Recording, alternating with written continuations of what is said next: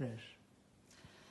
Per què crec que Sant Pep no es toca? Doncs no ho crec per un motiu emocional o de solucionar un problema concret. I he estat pensant i crec que Sant Pep no es toca perquè perdríem una oportunitat. I a vegades les coses, quan se'ls dona una segona oportunitat, tots en podem sortir beneficiats. I he pensat molt, per exemple, amb el que va passar amb el pont del petroli. El pont del petroli fa uns anys tothom el volia a terra, l'Ajuntament no el volia salvar, l'empresa tampoc, i va ser la tossuderia d'un pastisser, juntament amb fotògrafs i submarinistes, que van lluitar-ho i que ens van fer veure tots que valia la pena conservar aquest patrimoni. I penso que amb Sant Pep podria passar una mica el mateix. No ens en penedirem tots plegats, l'Ajuntament, l'Arquebisbat, el centre parroquial, els socis, la ciutadania en general, si ens deixem perdre un centre que és una institució esportiva històrica però que fins fa no tant era també un centre cultural on es feia teatre, on es tocava música, on es jugava a escacs i on fins i tot es podrien fer moltíssimes més coses si algú s'ho agafa amb ganes i amb voluntat política de salvar-ho. Per tant, la pregunta és aquesta.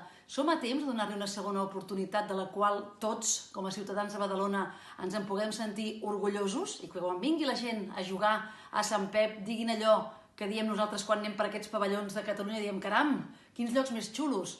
Crec que Sant Pep s'ho mereix.